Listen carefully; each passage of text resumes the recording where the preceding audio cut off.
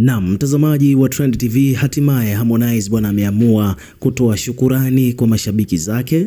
Unafahamu kabisa kwamba Harmonize bwana siku ya jana ilikuwa ni siku yake ya kuzaliwa, yani ilikuwa ni birthday yake. Umeona bwana, na ilikuwa ni birthday nzuri sana kwa sababu kama nilivyotoa update siku ya jana kwamba Harmonize bwana alikuwa anasherehekea birthday yake kibabe kweli kweli, kwa sababu huku kulikuwa kuna mafanikio makubwa sana ambayo tulikuwa tunajionea wazi kabisa yakiwa yanaonekana. Maana ukipita YouTube sasa hivi ngoma ambayo ina trend ni ngoma ya ambayo Harmonize yupo namba 1 namba 2. Umeona, namba 1 ni Me Too ambayo Harmonize ameshirikishwa na Abigail Chams. Namba 2 ni ngoma yake ya Furaha huko YouTube. Ukienda Audiomack the same, ngoma ya Furaha inakimbiza. Ukienda Spotify the same, ukienda Boomplay the same, ni ngoma ambayo ina trend zaidi sasa hivi. Kwa hiyo Harmonize bwana, kuna benga mbili ziko kileleni ambazo zinamhusu, zinafanya poa sana. Kwa hiyo hii ni kitu ambacho siku yake ya kuzaliwa ya kufikisha umri wa miaka 31 ilikuwa ni njema sana kwake, kwa sababu hata kwenye career yake ya muziki pia mambo yalikuwa ni mazuri.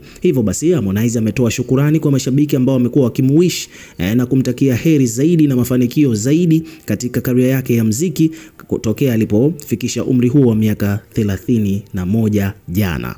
So baada ya kushare siku yake ya kuzaliwa, kuna page hapa imekuja kuripoti hivyo wakiwa wameandika kwamba baada ya kushare siku yake ya kuzaliwa na kufikisha miaka 31, ni kwamba huku akiendelea kufanya vizuri kwenye mziki wa Bongo Flava, siku ya leo kupitia ukurasa wake wa Instagram, Harmonize amewashukuru mashabiki wake kwa waliokuwa wakimtakia heri ya kuzaliwa kwake na kumtakia mafanikio zaidi katika career yake. So Harmonize respectfully ameamua pia kurudisha fadhila kwa kutoa shukurani kwa watu ambao wamemtakia kila la heri katika siku yake ya kuzaliwa na mafanikio zaidi, kama tulivyoona. So ukiwa kama mdau na kipi cha kusema, weka maoni yako katika comment section, tutakuwa tukisoma na kureplay kila comment, na pia hakikisha una subscribe kwa ajili ya kupata update zaidi.